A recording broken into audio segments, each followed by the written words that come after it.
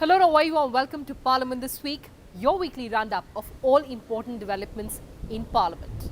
Parliament of India is composed of President and the two houses, the Rajya Sabha and the Lok Sabha. So first, let's talk about President's address to the nation on the eve of 73rd Independence Day. President Ramnath Kovind exuded confidence that the work done by Parliament in the recently concluded session was an indicator of what the 5 years have in store. Take a look.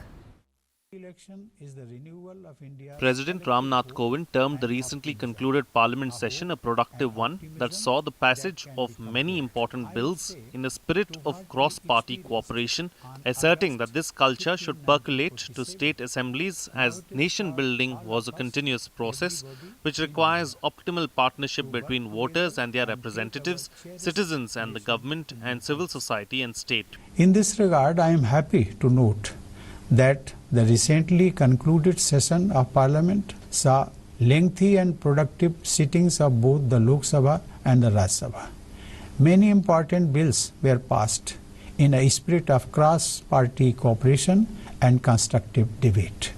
I am confident this is only an indicator of what the coming 5 years have in store. I also urge that this culture percolates to all our legislative assemblies. Why is this important? It is important not merely because the elected must be equal to the trust placed in them by their electors. It is also important because nation building, a continuous process of which independence was a key milestone, requires every institution and every stakeholder to work in tandem, to work in harmony, and to work in togetherness. Nation building, at the end of the day, is about creating that optimal partnership between voters and their representatives, between citizens and their government, and between civil society and state.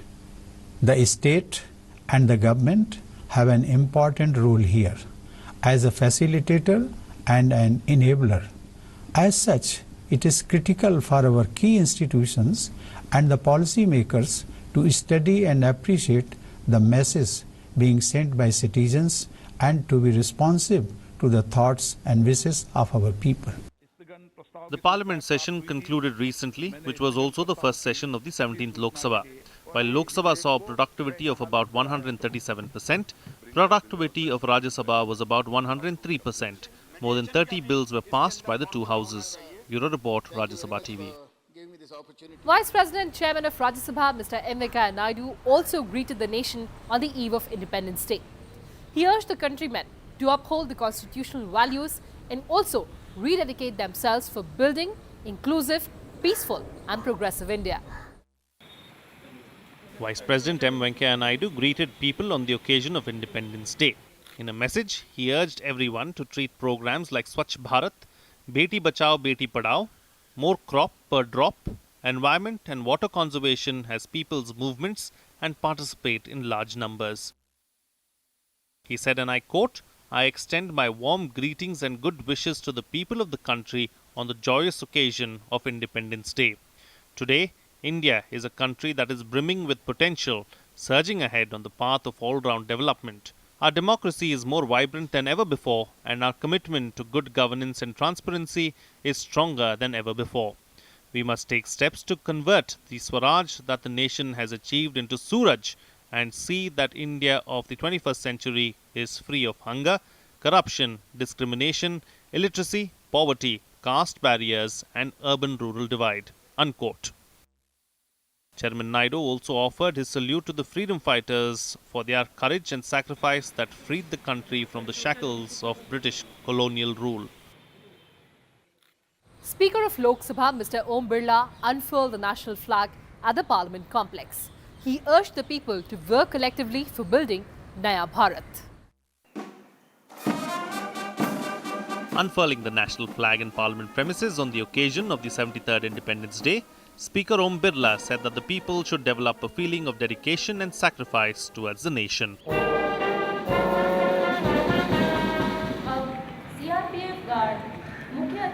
The Speaker was presented a guard of honor by a contingent of the Central Reserve Police Force in the Parliament's premises. Bureau Report, Rajya Sabha Television.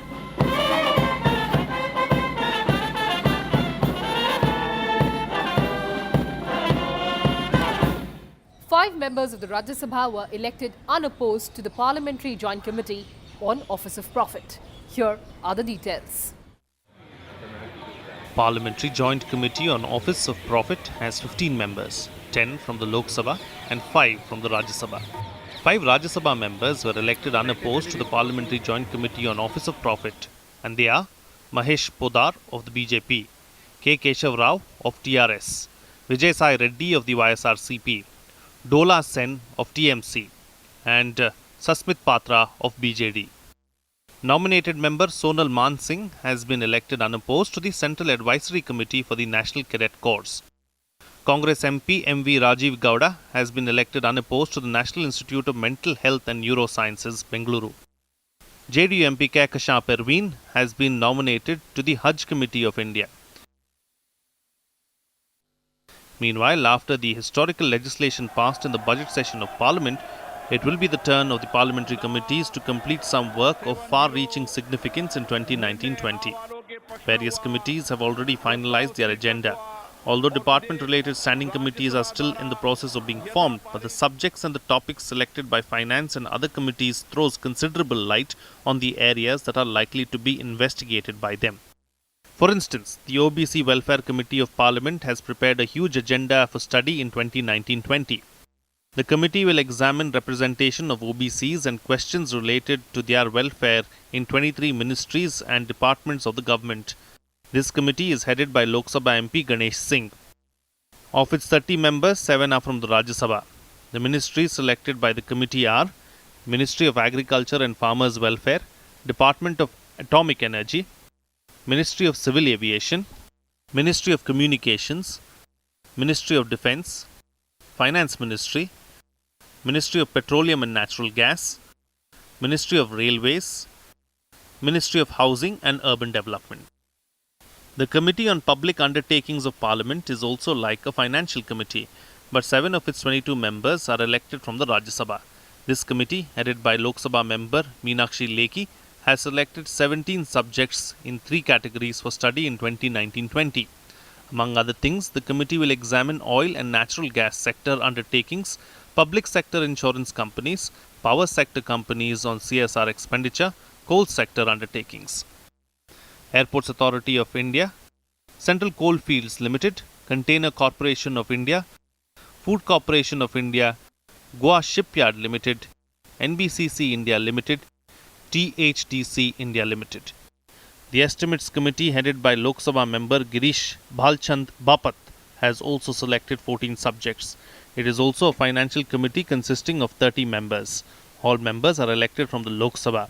The recently constituted committee will take up the review of smart city projects, progress of airport projects, development and modernization of railway stations, border area development program, progress of Digital India, functioning of FASAI, Prime Minister Rural Housing Scheme review. In a similar fashion, subjects will be finalized after the formation of the department-related standing committees. All departments will have to give their presentations before them. But what is a Parliamentary Joint Committee on Office of Profit? Let's find out. In the first session of the 17th Lok Sabha, the lower house of Parliament passed a resolution to set up a joint committee on offices of profit, which will have members from both houses. The motion was moved by the Law Minister Ravi Shankar Prasad and passed by a voice vote. Sir, with your kind permission, I wish to move the following motion. That the Joint Committee of the House to be called the Joint Committee on the Office of Profit be constituted, consisting of 15 members, 10 from this House and 5 from the Rajya Sabha, who shall be elected from amongst the members of each House in accordance with the system of proportional representation by means of single transferable vote. Other functions and parts of the committee are mentioned in the resolution, sir. प्रश्न है कि माननीय मंत्री द्वारा प्रस्तुत प्रस्ताव को स्वीकृत किया जाए। जो सदस्य इसके पक्ष में वहां कहें, जो सदस्य प्रस्ताव के विपक्ष में ना कहें। मेरे विचार में निर्णय हाँ वालों के पक्ष में हुआ, हाँ वालों के पक्ष में प्रस्ताव स्वीकृत हुए। The Joint Committee on Office of Profit is constituted in pursuance of a government motion adopted by the Lok Sabha and concurred in the Rajya Sabha. It consists of 15 members. 10 members are elected from Lok Sabha and 5 members from Rajya Sabha. The members are elected according to the principle of proportional representation by means of single transferable vote. The committee is constituted for the duration of each Lok Sabha. The main functions of the committee include to examine the composition and character of the committees appointed by the central and state governments, to recommend what offices should disqualify and what offices should not disqualify a person for being chosen as and for being a member of either House of Parliament under Article 102 of the Constitution. The reports of the committee are presented to Lok Sabha and laid on the table of the Rajya Sabha. Prime Minister Narendra Modi inaugurated a special dynamic system of over 800 LED lights installed in Parliament to enhance the grandeur of the building. Catch these spectacular clips. The dazzling lighting system installed in the Parliament House will now be permanent. Prime Minister Narendra Modi inaugurated the dynamic lighting at the Parliament House complex this week. After the inauguration, Prime Minister Modi said in a tweet, India's Parliament is all lit up thanks to the lighting facility inaugurated. Meanwhile, Lok Sabha Speaker Om Birla said in a tweet, Parliament House, the largest temple of the world's largest democracy, will be illuminated with new lights from now on. Through facade lights, a special message will go to the whole world that from Kashmir to Kanyakumari and from Arunachal to the Rann of Kutch, the color of this country is tricolour. The lights are placed on all 144 pillars of the Parliament House, each measuring 27 feet. They will change colour every few seconds. A total of 875 LED lights are part of the system. These are power efficient and use only 1/5 of the electricity compared to other types of lights. Earlier, the Parliament House was decorated on special occasions such as Independence Day, Republic Day and Gandhi Jayanti, but the new installation is permanent. Bureau Report, Rajya Sabha Television. So that's all I had for you in this edition of Parliament This Week. Thanks for watching and stay tuned to Rajya Sabha Television.